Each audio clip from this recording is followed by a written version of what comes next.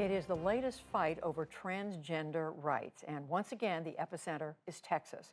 Governor Greg Abbott and State Attorney General Ken Paxton have directed state agencies to conduct investigations of families when they provide gender-affirming medical care for transgender children.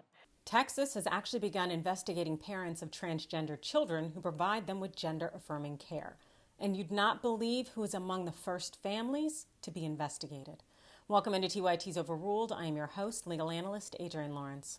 Following Governor Greg Abbott's order that gender-affirming care for trans youth is deemed child abuse, Texas has begun investigating parents of trans children who are providing them with gender-affirming care. According to J. David Goodman, the Houston bureau chief for the New York Times, among the first to be investigated is the family of a 16-year-old whose mother works for the state agency responsible for such investigations. Goodman tweeted this: "The employee who works on the review of reports of abuse was put on leave last week, according to a suit filed today. An investigator came to the house on Friday. The state is seeking medical records related to the child.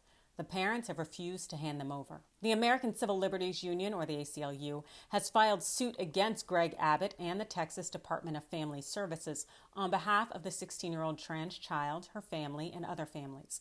The ACLU is seeking an immediate temporary restraining order to stop Texas from interfering with the child's health care. The fact is that Texas's AG, that opinion about providing child-affirming treatment constituting child abuse, that's just his own reading of the law. It's not the law itself. So these investigations of families with trans children are not only invasive and cruel, but highly likely to be ruled unconstitutional. The employee whose family and daughter are being investigated, they had this to say: "We are terrified for Mary's health and well-being and for our family," wrote the employee in a declaration filed with the suit, in which she and her husband are identified as Jane and John Doe. "I feel betrayed by my state and the agency for whom I work," she added. "Not providing Mary with the medically necessary health care that she needs is not an option for us." Again, in addition to being unlawful, this is morally bankrupt.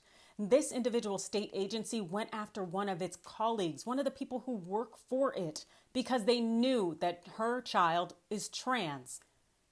That is disgusting. I'll also note that providing a child with gender-affirming treatment is not child abuse, it's child care. It's doing what's necessary to ensure your child is healthy, whole, and can live a full life. Being trans isn't a choice. Living in accordance with who you are is simply exercising bodily autonomy. That's something everyone should have the right to do. And as for gender, it's nothing but a social construct, and sex is not as basic as most people believe. The female, male, intersex, hormones, brain patterns, chemicals, these things just don't fit into neat boxes. No one should be forced to live in a box that was not made for them. Now, you may not have a transgender person in your life or a trans family member, but you need to pay attention and should be very concerned, because Texas is yet again encroaching upon a basic civil liberty.